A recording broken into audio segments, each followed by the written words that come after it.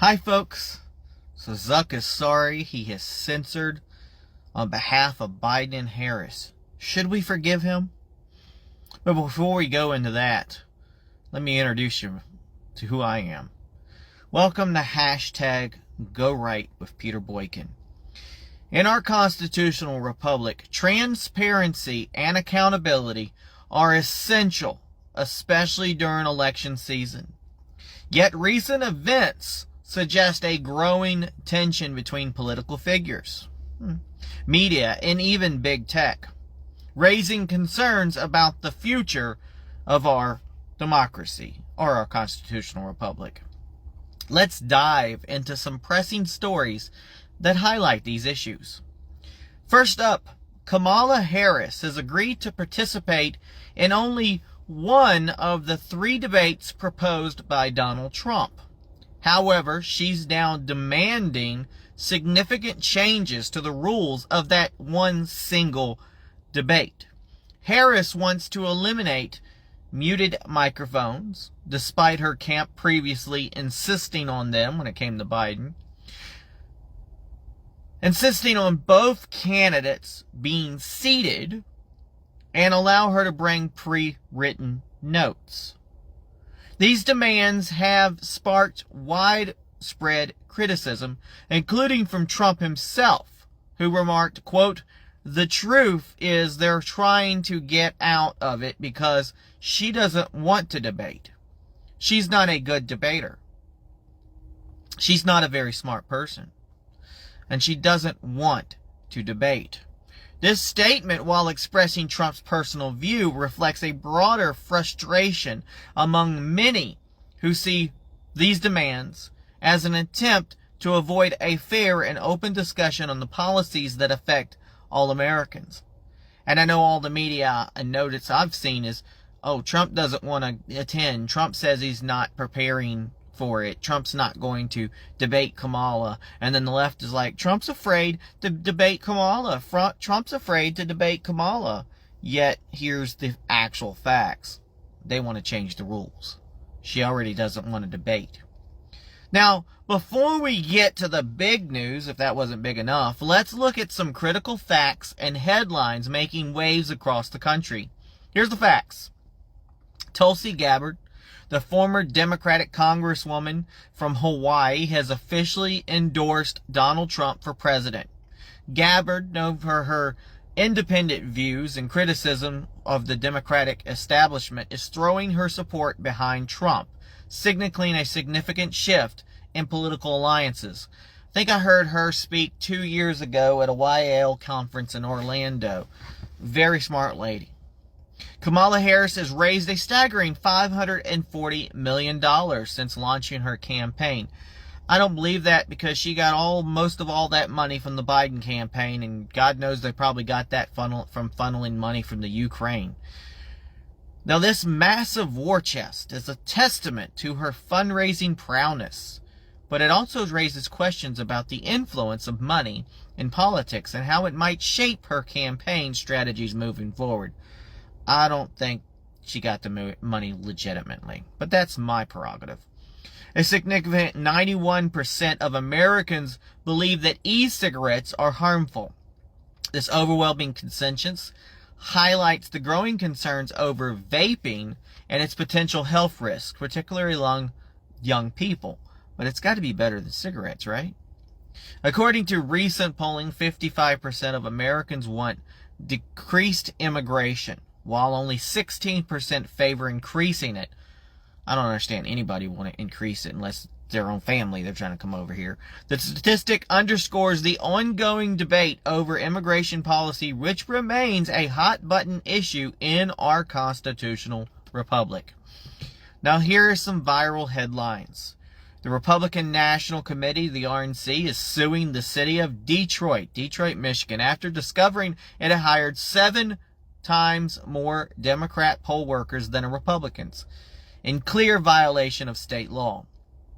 The lawsuit is critical and crucial for ensuring election integrity, especially in Michigan, as an imbalance in poll workers could lead to biased handling of the voting process. We all know that. If they can't win, they're going to cheat. The RNC's, and then they tell us we can't say that they're cheating. The RNC's action is a reminder that both parties must adhere to the principles of fairness and transparency in our elections. They claim they want to protect our democracy, yet they do this. Now, Donald Trump has made a bold pledge to stop the funding Kamala Harris is using for illegal alien shelters and redirect it towards homeless veterans. That's where it should be going. This move reflects Trump's America First approach, emphasizing the need to prioritize resources for those who have served our nation.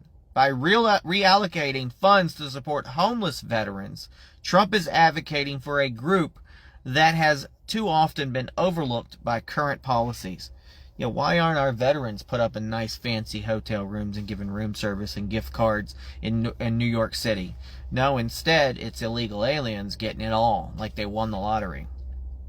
Now, in a win for electoral fairness, Green Party candidate Jill Stein will remain on the Wisconsin ballot after the state Supreme Court declined efforts by Democrats to have her removed. This decision ensures that voters have access to a full range of candidates, reinforcing the democratic process. We had this similar conflict here with RFK on our ballot here in North Carolina. Now, Senate Minority Leader Mitch McConnell is reportedly pressuring, I can't believe he's still around, House Republicans to drop their demand that the next short-term funding bill include a provision to crack down on illegal aliens voting. Really? Guy's lost his brain. This has sparked significant controversy within the party, with many conservatives pushing back against McConnell's stance. It's time for him to retire. The internal debate reflects broader tensions over how best to address illegal voting without compromising on core Republican principles. Meanwhile, human brain samples collected on autopsies earlier this year contain more microplastics than samples collected 8 years prior. This alarming finding highlights the growing environmental and health concerns surrounding plastic pollution and the long-term impact it may have on human health. And that's not a woke issue. I know that a lot of people want to try to say anything environmental has got to be on the left, but Republicans used to care about the environment. We need to care about the environment. We all live here. It's our planet. We need to worry about it. Meanwhile, California lawmakers are nearing approval of a controversial bill that would give illegal aliens up to $150,000 in state-supported home loans. Where's mine? This proposal has sparked intense debate, with opponents arguing it unfairly prioritizes non-citizens over law-abiding taxpayers, while supporters see it as a step towards providing housing stability for all residents. If it is, then why don't all residents get the same credit? Meanwhile, Democrat Representative John Tester has refused to endorse Kamala Harris as he faces a tough re-election back home in Montana. Tester's hesitation speaks to the growing divide within the Democratic Party, as more moderate members distance themselves from the Biden-Harris administration. I wish that the Democrats here in North Carolina would have done the same. A shocking new report reveals that almost 2/3 of baby foods sold in U.S. grocery stores do not meet the nutritional requirements defined by the World Health Organization, WHO, which we all don't favor that as much, but we understand. This revelation raises serious concerns about the quality and safety of food products marketed to the most vulnerable among us, our children. Be careful, don't eat anything from China. Meanwhile, Subway, the once popular sandwich chain, is cutting prices to $6.99 for its footlong subs, a significant reduction from the $10 to $14 they now charge. However, this discount is only available for 2 weeks as the company struggles to attract customers burdened by inflation. I was out the other day, Biscuitville, and Biscuit usually packed around 11 o'clock or so, and it was empty. People don't have money right now. They really don't. They're worried about paying their bills. This limited time offer reflects the broader economic challenges facing businesses and consumers alike. And I understand cost of everything's gone up. The subs have gone up. It's not exactly Subway's fault. They do have really good subs. So take advantage of coupons. Take advantage of apps and coupons. That's all I got to tell you, folks. Meanwhile, let's get to Zuck. Zuck regrets censoring for Biden and Harris. And another critical development, Meta, Facebook, CEO Mark Zuckerberg has admitted in a letter to Congress that the Biden-Harris administration pressured his company to censor content, including COVID-19 humor and satire. Zuckerberg revealed the Biden-Harris regime repeatedly pressured our teams for months to censor certain COVID-19 content, including humor and satire. He went on to express regret, saying, "I believe the government pressure was wrong, and I regret that we were not more outspoken about it." Now, Zuckerberg's candid admission underscores the growing tension between big tech and government outreach and raises important questions about free speech in our constitutional republic. On one side, you got the government reaching out and stopping free speech on a platform of speech. And I know people say, well, Zuckerberg can do whatever he wants to because it's only regains to the government. Well, okay, here's the government saying, hey, Zuckerberg, you need to stop free speech. In today's environment, especially with Pavel Durov from Telegram being arrested the other day in France with trumped up charges about not stopping free speech and censoring on their platform, this becomes more and more important as we're trying to keep from a world of 1984. Meanwhile, Zuckerberg's revelations are particularly concerning when considering his past actions. In 2020, he donated $400 million to get out the vote efforts, primarily in Democrat parts of the country, raising eyebrows about potential partisan bias. However, he now claims to have undergone a personal transformation, vowing to keep his money out of the 2024 election and to push back if the Biden-Harris administration tries to coerce his platforms into censoring content again. This shift in stance is a welcome change, but it remains to be seen how it will play out in the coming election cycle. Only thing I could tell you is Zuckerberg is I was doing really well with my reach on my videos. I could post all my stuff, 20 groups at a time. And then all of a sudden I've gone back. I was growing really well. And then all of a sudden it's gone back to where I have to post and share one at a time. And it varies. It used to be 80 to 100 posts I could do. Now you won't let me post more than 20 to 50. It varies. And I can't get the reach out that I used to have. Somewhere I'm getting censored. Somewhere I'm getting shadow banned. Somewhere you're still messing with right-wing speech. So I don't buy it unless you change drastically your methods of basically censoring people. Start getting rid of the porn. Start getting rid of the real fake profiles. Start getting rid of the scams and leave us alone. Let us speak. Meanwhile, Biden and Harris were absent, but Trump attends a memorial for soldiers killed in Afghanistan's withdrawal. Lastly, former President Donald Trump visited Arlington National Cemetery at the tomb of the unknown soldier, which now has been found, so it's usually empty, in honor of the 13 service members killed in the botched withdrawal from Afghanistan. This solemn event highlights the devastating consequences of the Biden-Harris administration's actions. Trump, joined by the families of Marine Sergeant Nicole Gee, Staff Sergeant Darren Hoover, and Army Staff Sergeant Ryan Canas, as well as severely wounded Marines Tyler Vargas Andrews and Kesey Lanhart, paid his respects by laying wreaths at their graves. The absence of Biden and Harris from this memorial, despite having no other public events scheduled, was deeply felt and criticized.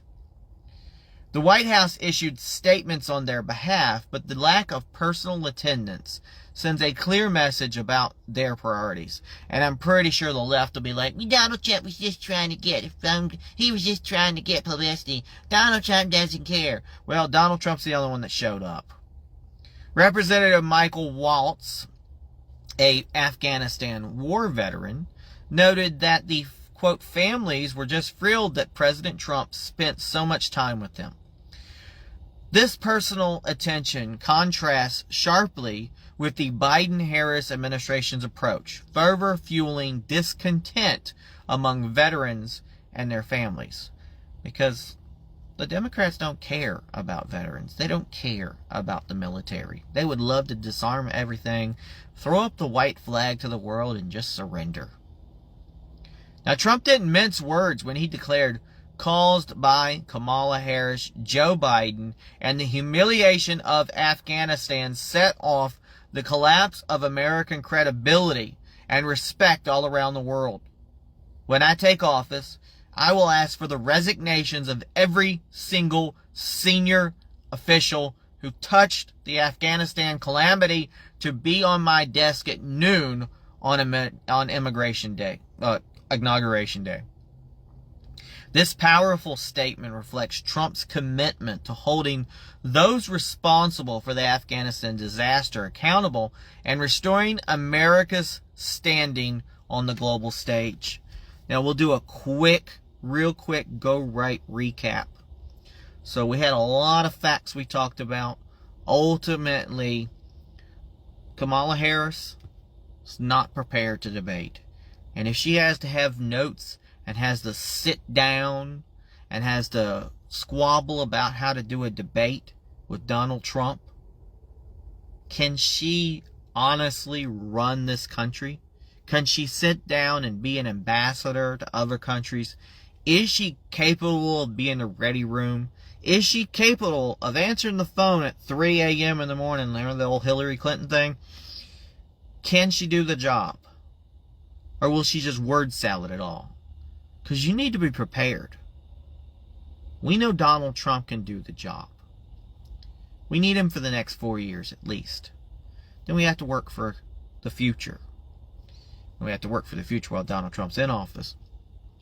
But we have to have the right person in office. It doesn't take long for the wrong person, Biden, to be in office to destroy everything. And these are people who do not want to make America great or great again. They don't want to make America healthy again. They call us extremists, MAGA extremists, because obviously they want the opposite. They don't want America to be great. They don't want America to be great again. Let me pull this up real quick. Bear with me. I did not have this prepared. It is the words of Robert F. Kennedy. If I can find my Facebook here. And he posts about what he believed making America great again means. And I'll find it real quick.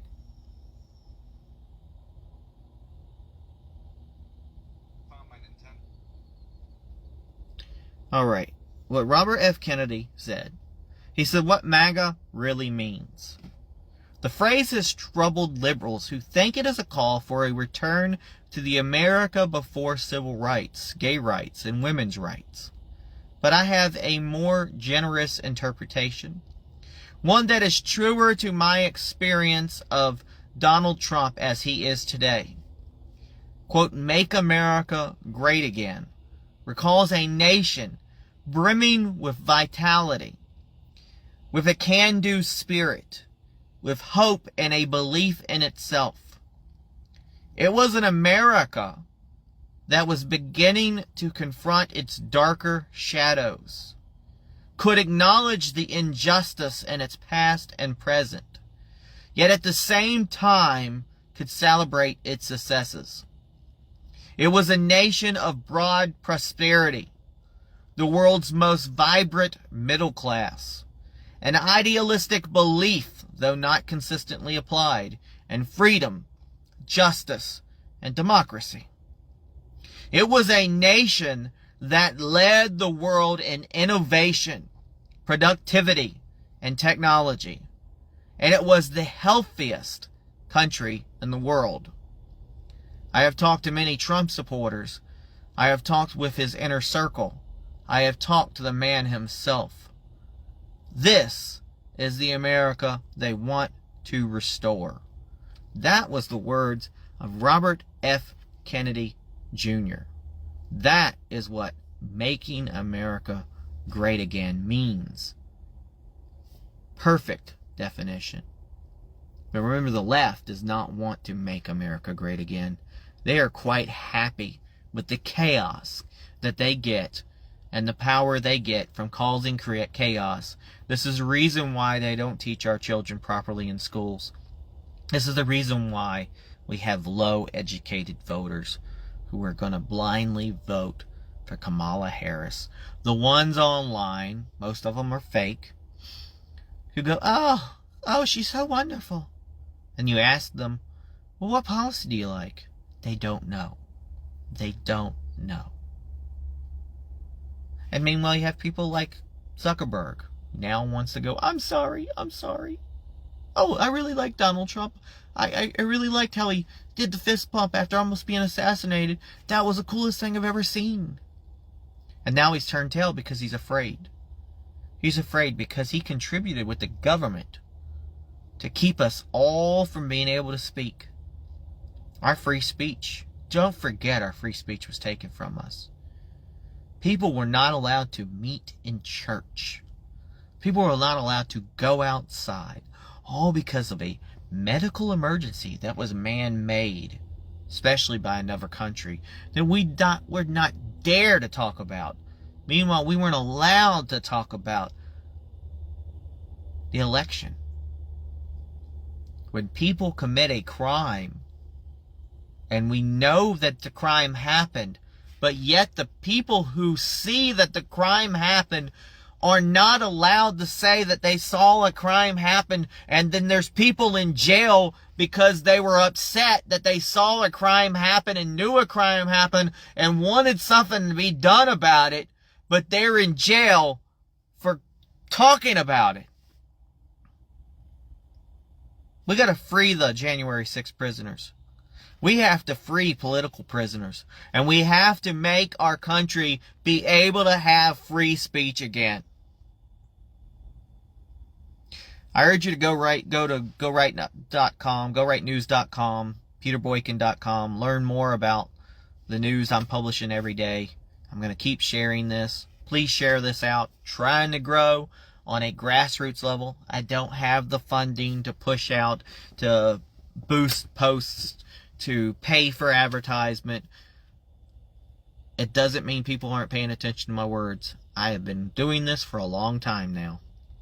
Now, as we continue to navigate these turbulent and trivalent times, it's essential to stay informed and engaged.